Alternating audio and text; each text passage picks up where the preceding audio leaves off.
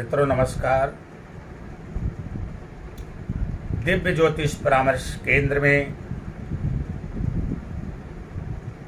एक बार पुनः मैं आप सभी लोगों का स्वागत करता हूँ।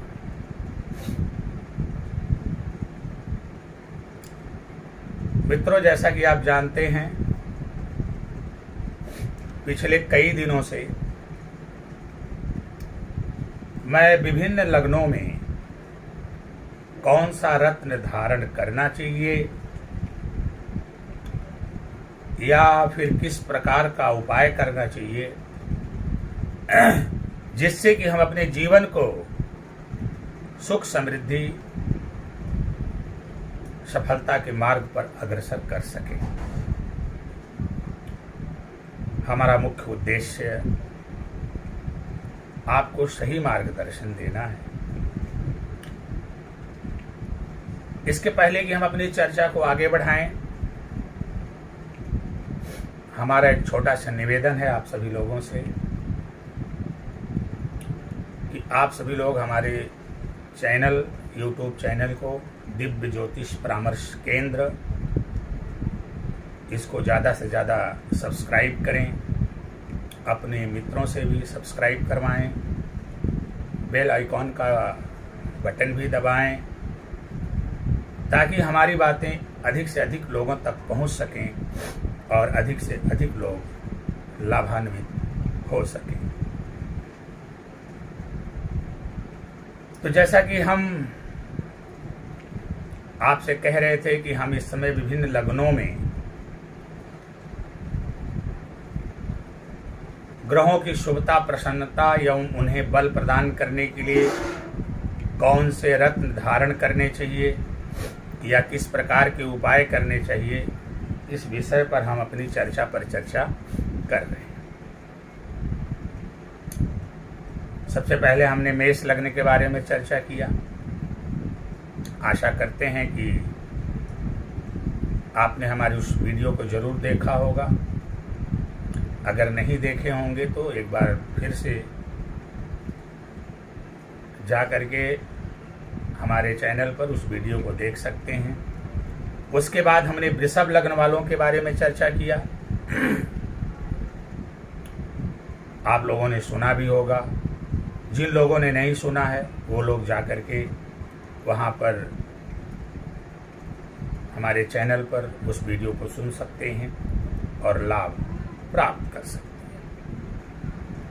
हैं। आज हम बात करेंगे मिथुन लग्न वालों के लिए कि मिथुन लग्न वालों को कौन सा रत्न धारण करना चाहिए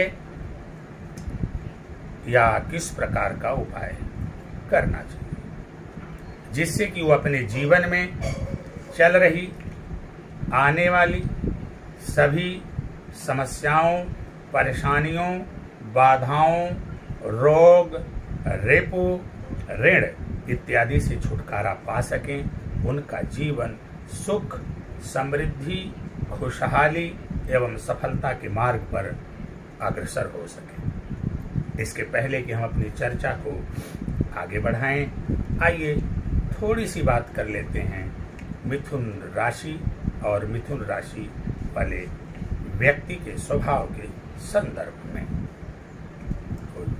मैं आपको बता दूं कि मिथुन राशि वायु तत्व प्रधान राशि होती है, जिसके कारण मिथुन लग्न या मिथुन राशि के जो व्यक्ति होते हैं उनके स्वभाव में थोड़ी सी अस्थिरता पाई जाती है। चंचल स्वभाव के होते हैं, लेकिन साथ में जिद्दी भी बहुत होते हैं। एक बार जिस काम की जिद कर लेते हैं या जिस बात की जिद कर लेते हैं उसको हर संभव में पूरा करने का प्रयास करते हैं। अगर इनके लंबाई की बात की जाए तो थोड़ा सामान्य लंबाई के होते हैं। नयन नक्श अच्छे होते हैं और इनका जो दिमाग होता है वो काफी व्यापारिक होता है।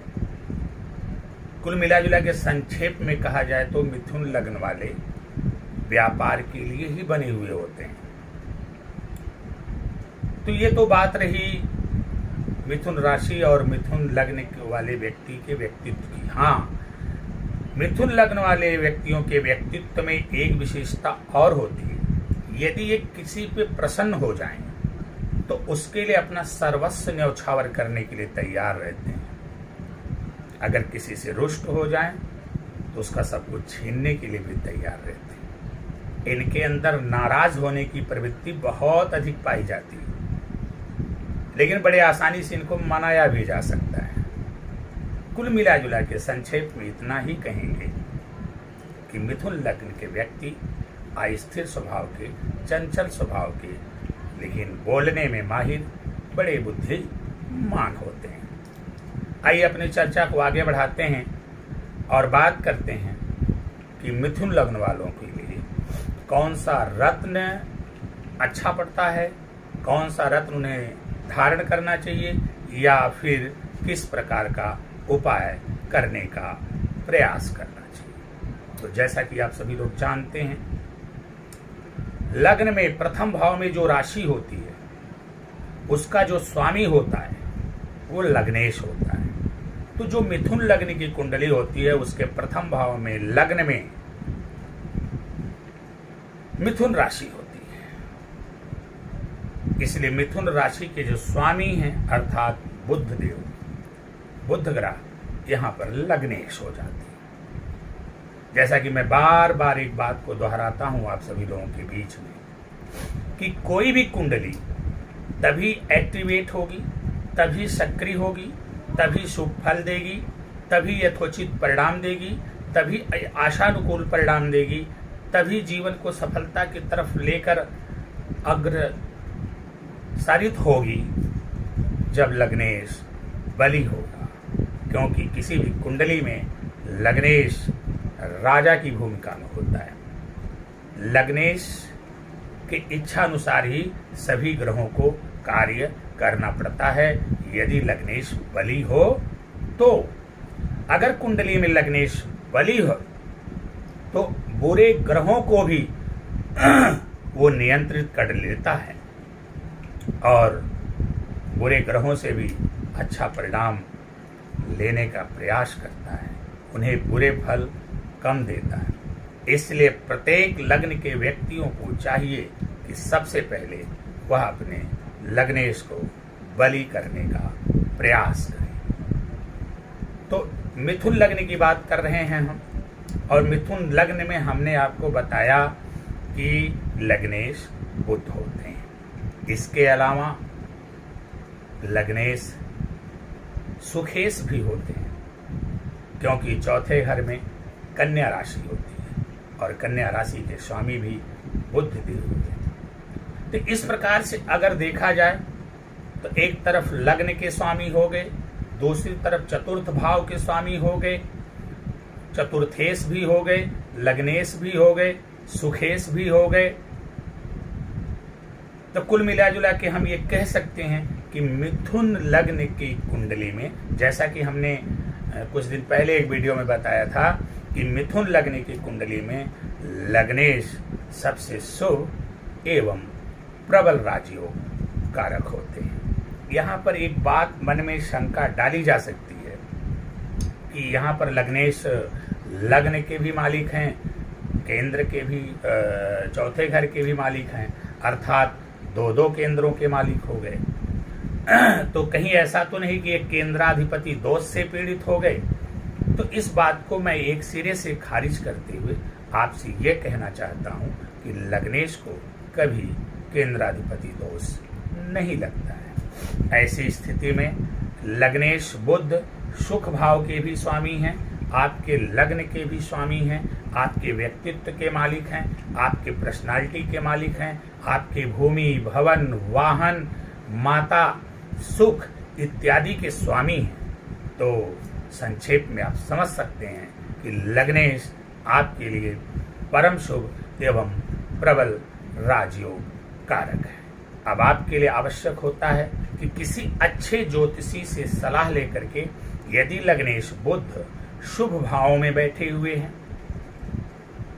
तो आप इनके रत्न पन्ना को आंख मूंद करके निसंकोच धारण कर लीजिए। आप जैसे ही पन्ना रत्न को धारण करेंगे, आपके जीवन में चमत्कारिक परिवर्तन आएगा, आपके व्यक्तित्व में निखार आ जाएगा, आपके घर में सुख समृद्धि में वृद्धि होगी, भूमि भवन वाहन में वृद्धि होगी, लग्जरियस सुविधाएं बढ़ेंगी आपके घर में, आपका व्यापार अच्छा चलने लगेगा, आपके माता के सुख में वृद्धि होगी। कुल मिला जुला के जीवन में आपको आशातीत सफलता प्राप्त होगी, आपकी वाणी प्रभावशाली हो जाएगी, आप जो कुछ भी कहेंगे लोगों के ऊपर आपकी बातों का असर पड़ेगा। तो यदि लग्नेश शुभ भाव में बैठे हुए हैं और बलाबल में कमजोर हैं, अस्त हैं, मृत हैं और आपने उनका रत्न पन्ना धारण नहीं किया है, तो आप अपने जीवन की बहुत बड़ी गलती और भूल कर रहे हैं, जिसके लिए आगे चल करके आपको पछताना पड़ेगा। इसलिए मित्रों, हमारा आपसे निवेदन है कि यदि लग्नेश बुध अच्छे घरों में हैं, शुभ भावों में हैं, केंद्र में हैं, त्रिकोण में हैं, छठे अठे बरहमी घर को छोड़ करके कहीं भी विद्यमान हैं, नीच के नहीं हैं, तो आप आंख मूंद करके इनके रत्न को, पन्ना को अवश्य धारण कर लीजिए। परंतु यदि बुरे भावों में बैठे हुए हैं, नीच के हो गए हैं, तो आप इनका जप और दान करें। सबसे पहले आप भगवान गणेश की आराधना करें, गणेश जी को दुर्वा चढ़ाएं, गायों को हरा चारा खिलाएं, पक्षियों को दाना दें, बहन बेटी बुआ का सम्मान करें, उन्हें कुछ न कुछ उपहार स्वरूप प्रदान करें। ओम बुम बुद्धाय नमः का एक माला प्रतिदिन जाप करें।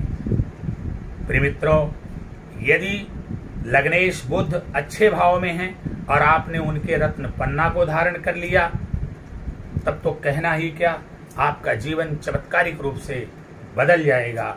ये अकाट्य सत्य है, इसमें कोई दो राय नहीं है।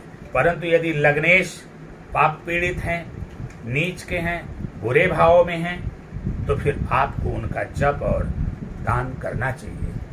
गाय को गोल हरी मूंग भिगो करके खिलाइए प्रत्येक बुधवार को, कम से कम 7 बुधवार तो ऐसा आप करिए ही करिए। साथ ही बहन बेटी बुआ का सम्मान करिए, गायों को हरा चारा खिलाइए, पक्षियों को दाना खिलाइए और ओम बुम बुद्धाय नमः का एक माला जाप करिए, भगवान गणेश जी की आराधना करिए। इस तरह से यदि आप करेंगे तो निश्चित रूप से आपके लग्नेश शुभ भी होंगे, बली भी होंगे। और जब लग्नेश कुंडली में शुभ और बलवान हो जाता है तो कुंडली के बहुत सारे दोषों का स्वयं ही शमन हो जाता है, क्योंकि लग्नेश कुंडली का राजा होता है और राजा जैसा चाहता है उसके अधीनस्थ कर्मचारियों अधिकारियों को राजा के अनुसार ही चलना पड़ता है। तो यदि लग्नेश बुध अच्छे भाव में बैठे हैं, किसी अच्छे ज्योतिषी से आप इसकी परामर्श करवाइए और देखिए कि यदि लग्नेश अच्छे भाव में बैठे हुए हैं तो अविलंब आप पन्ना रत्न को धारण करें, और यदि लग्नेश बुरे भावों में नहीं हैं तो आप इनका जप और दान करें, जैसा कि हमने आपको बताया है। तो ये तो बात रही लग्नेश की। जैसा कि आप सभी लोग जानते हैं कि प्रत्येक कुंडली में, किसी भी लग्न की कुंडली हो, उसमें लग्नेश, पंचमेश और नवमेश, इन तीनों भावों के स्वामियों के रत्नों को पहनने की सलाह दी जाती है कि आप इन तीनों भावों के स्वामियों के रत्न को धारण कर सकते हैं। तो आइए बात करते हैं पंचमेश की। मिथुन लग्न की कुंडली में पंचमेश होते हैं शुक्र, और साथ ही साथ शुक्र व्ययेश भी होते हैं। ऐसी स्थिति में इनका मिला जुला असर मिलता है, कुछ अच्छे फल भी प्राप्त होते हैं और कुछ बुरे फल भी प्राप्त होते हैं। लेकिन एक बात यहाँ पर स्पष्ट करना परम आवश्यक है कि जो योग कारक ग्रह होते हैं वे केवल अच्छे फल देते हैं, और अगर बुरे भावों में बैठे हुए हैं या बुरे भावों के स्वामी हैं तो उनके बुराई को खत्म करने में अपनी ऊर्जा का क्षय करते हैं। ऐसी स्थिति में इनका संपूर्ण फल हमें प्राप्त नहीं हो पाता है। अब यदि पंचमेश जो कि आपके शुक्र बनते हैं और व्ययेश भी आपके शुक्र हैं और शुक्र देव अच्छे घरों में बैठे हुए हैं, शुभ भावों में बैठे हुए हैं, बलाबल में कमजोर हैं, अस्त हैं, मृत हैं, तो आप किसी अच्छे ज्योतिषी से परामर्श लेकर के इनके रत्न यथाशक्ति, अगर आपकी सामर्थ्य है तो हीरा धारण कर सकते हैं, नहीं तो फिर आप ओपल अवश्य धारण करें। क्योंकि पंचमेश हैं, ये आपके संतान के भी मालिक हैं, आपके ज्ञान के भी मालिक हैं, साथ ही साथ आपके वैभाव के भी मालिक हैं। तो यदि पंचमेश कमजोर होंगे, पीड़ित होंगे, अशुभ होंगे, नीच के होंगे, तो आपके ज्ञान में कमी होगी, संतान सुख में कमी होगी, साथ ही साथ व्यय में वृद्धि होगी। ऐसी स्थिति में यदि पंचमेश शुभ भावों में बैठे हुए हैं तो आप आंख मूंद करके इनके रत्न हीरा या ओपल को धारण करें। यदि पंचमेश नीच के हैं, पाप पीड़ित हैं, बुरे भावों में बैठे हुए हैं, तो फिर इनका आप जप और दान करिए। इसके लिए आप माता लक्ष्मी की आराधना करिए। शुक्र के मंत्र ओम शुम शुक्राय नमः एक माला प्रतिदिन जाप करिए। अपने आप को स्वच्छ बना करके रखिए। इत्र आदि का प्रयोग करिए। स्त्रियों का सम्मान करिए। अपने चरित्र को उत्तम बना करके रखिए। सफेद गाय की सेवा करिए। ब्राह्मण महिला को दान दीजिए। विधवाओं का सम्मान करिए। लक्ष्मी माता के दर्शन करिए, उनका पूजन करिए। यदि आप स्त्री हैं तो आप वैभव लक्ष्मी या फिर संतोषी माता का व्रत भी कर सकते हैं। तो इस प्रकार से यदि पंचमेश शुभ भावों में विराजमान है तो उनके रत्न हीरा या ओपल को धारण करें, और यदि अशुभ भाव में विद्यमान हैं तो जैसा कि हमने अभी आपको बताया उनके जप और दान करें, पूजा पाठ करें और उनको शुभ करने का प्रयास करें।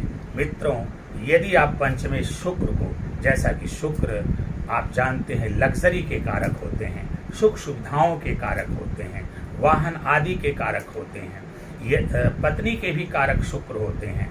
यदि आप अपने जीवन में शुक्र को बलि करेंगे तो ये मान करके चलिए आपके जीवन में लग्जरियस सुविधाएं बढ़ेंगी, सुख समृद्धि बढ़ेगी, वाहन इत्यादि बढ़ेगा, चेहरे पर चार्म आएगा, चमक आएगा, खूबसूरती बढ़ेगी, आप आकर्षक व्यक्तित्व के मालिक हो जाएंगे। तो और जीवन में चल रही आने वाली सभी जो समस्याएं, परेशानियां, बाधाएं, रोग, रिपु, ऋण या अनावश्यक व्यय है, वह सब आपका समाप्त हो जाएगा। आपका जीवन सुख, समृद्धि एवं सफलता के मार्ग पर अग्रसर होगा।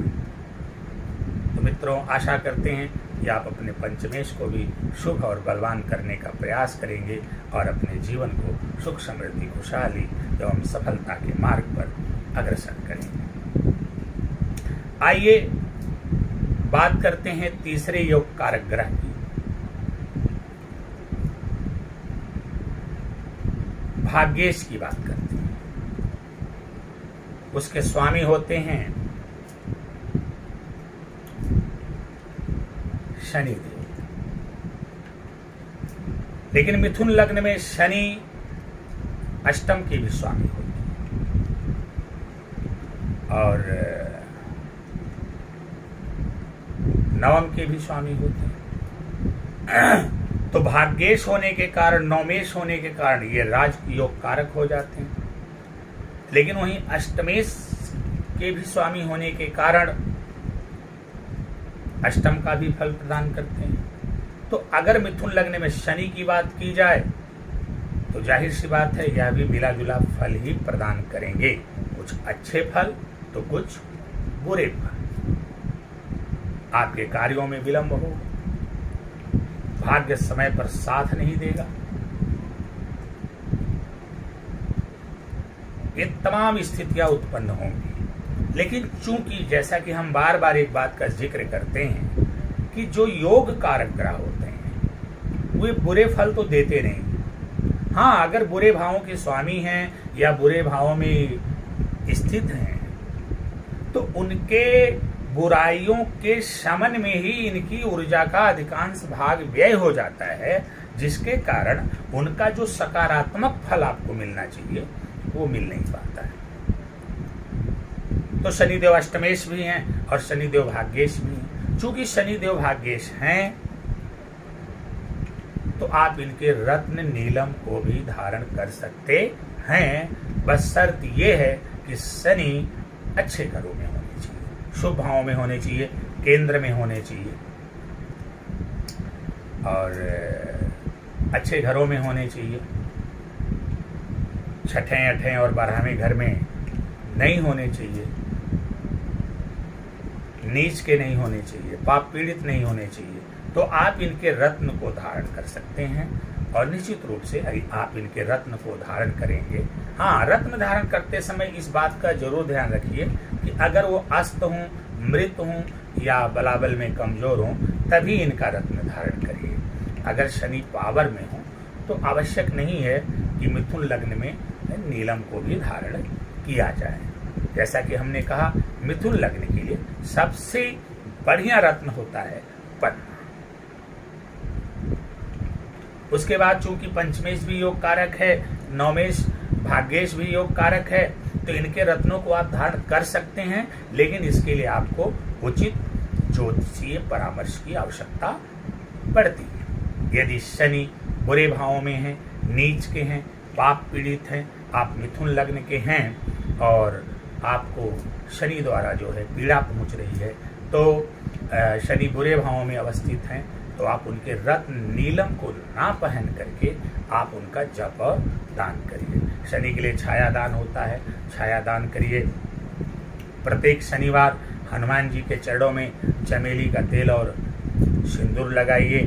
अगर आपसे संभव हो सके तो मंगलवार का व्रत भी करिए। साथ ही साथ पीपल के वृक्ष के नीचे सरसों के तेल का दीपक जलाइए। पीपल के वृक्ष में जल में काला तिल डाल करके जल दीजिए, भैंस की सेवा करिए। ये सारे कार्य ऐसे हैं।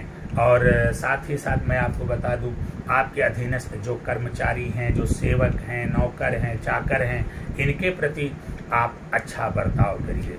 अगर आप ऐसा करते हैं तो निश्चित रूप से शनि आपके लिए अच्छे हो जाएंगे और शुभ फल प्रदान करेंगे और आपका जीवन सुख समृद्धि खुशहाली और सफलता की तरफ अग्रसर होता चला जाएगा। तो मित्रों, जैसा कि हमने कहा कि यदि आप मिथुन लग्न के हैं तो आपके लिए 3 रत्न बनते हैं। एक लग्नेश का रत्न जो बुध हैं, पन्ना। दूसरा पंचमेश का रत्न जो शुक्र हैं, हीरा या वोपिल। तीसरा भाग्येश का रत्न जो शनि है, नीलम। लेकिन यहां पर ध्यान ये देना है, जैसा कि मैंने पहले वाले वीडियो में कहा था कि मिथुन लग्न की कुंडली में लग्नेश सबसे शुभ एवं प्रबल राजयोग कारक होते हैं। इसलिए मिथुन लग्न की कुंडली में अगर बुध देव अच्छी स्थिति में हैं, अच्छे घरों में बैठे हुए हैं, तो आंख मूंद करके आपको इनके रत्न पन्ना को अवश्य धारण कर लेना चाहिए। बाकी अन्य रत्नों से बचने का प्रयास करना चाहिए। हाँ, आवश्यकता हो, अस्त हो, मृत हो, ऐसी स्थिति में आप किसी अच्छे ज्योतिषी से परामर्श लेने के उपरांत ही इनके रत्न को धारण करें। अन्यथा जैसा कि हमने पूर्व में बताया, आप इनका जप, दान, पूजा पाठ करें। प्रिय मित्रों, यदि आप मिथुन लग्न के हैं और मैंने जो भी चर्चा में जो भी उपाय आपको बताए हैं, आपने उन उपायों को अक्षरशः कर लिया, तो ये तय मान करके चलिए कि आपके जीवन में चल रही आने वाली सभी समस्याएं, परेशानियां, बाधाएं, रोग, रेप, ऋण सब नष्ट हो जाएंगे। आपका जीवन सुख समृद्धि एवं खुशहाली के मार्ग पर अग्रसर होगा। नौकरी में कोई दिक्कत आ रही, नौकरी नहीं लग पा रही है, आपको नौकरी लगेगी। प्रमोशन रुका हुआ है, आपका प्रमोशन होगा। आप व्यापार नहीं खोल पा रहे हैं, आपके व्यापार खुलने के अवसर आएंगे। व्यापार में वृद्धि होगी।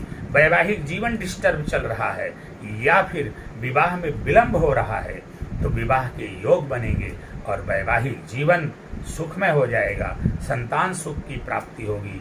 यदि संतान नहीं हो रही है तो संतान की भी प्राप्ति होगी और जो संतान आपके पास हैं वह भी सन्मार्ग पर चलेंगे। कुल मिला जुला के संक्षेप में हम इतना कहेंगे कि यदि आपने मेरे द्वारा बताए गए इन उपायों को अक्षरशः कर लिया तो ये तय मान के चलिए 100% अकाट्य सत्य है, आपको जीवन में बुलंदी पर जाने से कोई रोक नहीं सकता। तो प्रिय मित्रों, आशा करते हैं कि आप हमारे द्वारा बताए गए हुए इन उपायों को अवश्य करेंगे और अपने जीवन को सुख समृद्धि खुशहाली एवं सफलता के मार्ग पर अग्रसर करेंगे। आज के लिए इतना ही, फिर मिलेंगे। अगली चर्चा हम कर्क लग्न वालों के लिए करेंगे। तब तक के लिए आपसे विदा लेते हैं। नमस्कार।